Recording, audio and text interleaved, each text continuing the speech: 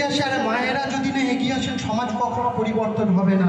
কারণ যারা ওই নায়েবের আসনে বসেছেন তারা কর্তার ভূতটাকে সবসময় তাড়িয়ে নিয়ে যাওয়ার চেষ্টা করবেন। কারণ তারা জানে আমাদের সমাজ চলতে শুরু করেছে যেভাবে আমরা শেষ হলাম, পরবর্তী জেনারেশন যেন শেষ হয়। আজকের ভেবে দেখুন, আমরা কি নিজেরা একটু পরিবর্তন হইনি? আগে যে সমাজ ছিল বলে আমরা কিভাবে ব্রাহ্মণ বর্জন করব, আমাদের পক্ষে সম্ভব না। আজকের ভেবে দেখুন তো, আপনারা বাড়ির 365 দিন পূজা কারা করে? বাড়িতে 365 দিন যে পূজাটা হয়, নিত্য পূজা দেন তো কে করে? মা, বাড়ির মেয়েরা বা বাড়ির ছেলে, যে কেউ বাড়ির লোক করে। 365 দিন যদি ঠাকুর আমার কথা শোনে, আমার পূজা নেয়, তাহলে দুদিন বা একদিন কেন ভাড়া করে একজনকে নিয়ে আসবো চালতলা নেওয়ার জন্য? কেন নিয়ে আসবো? মন্ত্র দেওয়ার জন্য? এইবারে দেখুন, মন্ত্র দেওয়ার জন্য। তাহলে আমরা আজকের সমাজটাকে কোথায় নিয়ে যাচ্ছি? বলে আমাদের পূর্বপুরুষ করে আসতো, আমরা কিভাবে বাদ দেব? আমাদের দ্বারা সম্ভব না বাদ দেওয়া। কেন সম্ভব না? আমাদের পূর্বপুরুষরা তো অনেক কিছুই করে আসতো, যেগুলো আমরা একটু একটু করে বাদ দিয়েছি। আজকের তাহলে কেন পূর্বপুরুষদের দোহাই দিয়ে নিজেদের অন্ধকারকে আমরা আরো অন্ধকারের দিকে নিয়ে যাচ্ছি?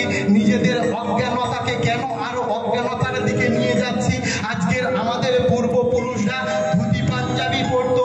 বলুন তো, এখানে কটা ইয়ং জেনারেশনের ছেলে ভাইয়েরা ধুতি পাঞ্জাবি পরছে? আপনার ঠাকুমা কখনো নাইটি পরতে দেখেছেন? হ্যাঁ, দেখেছিলেন? তাহলে এখন কেন পড়ছে? সমাজে পরিবর্তন এসেছে তো, তাতে কি খুব খারাপ হয়েছে?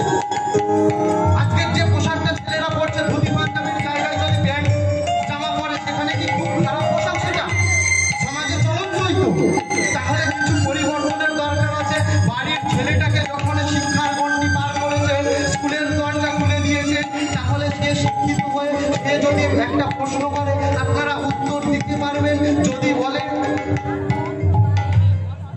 আজকের পূজার সময় চক্ষুদান হচ্ছে, চক্ষুদানের কাপড় নিচ্ছে না ঠাকুরের? ঠাকুর মশাই চক্ষুদানের কাপড় নিতে তো ভালো করে ভেবে দেখুন।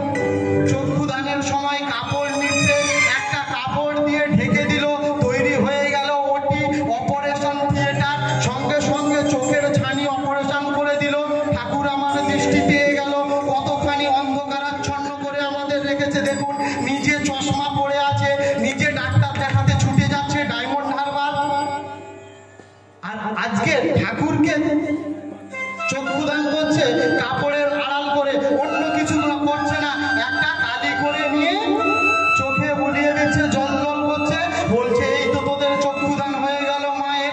ভেবে দেখুন, মায়ের চক্ষুদান তো সেই ছেলেটা করেছিল যে ওই মায়ের সুন্দর রূপ দিয়েছিল, সে তো সুন্দর করে ফুটিয়ে তুলেছিল, কিন্তু এই অধিকার ওকে দিল না। কারণ ও নিচু জাত, ও ঠাকুর তৈরি করে, আর আমি উঁচু জাত, আমি পূজা করি, আমি মায়ের প্রতিষ্ঠা করে দিলাম।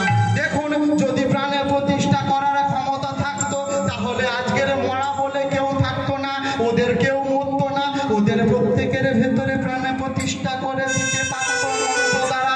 আজকের বলে মন্ত্র দিয়ে বান মারা যায়, আমরা বলি কে মারবি, আয় আয় আয়, আমাদের একেবারে মেরে দেখা।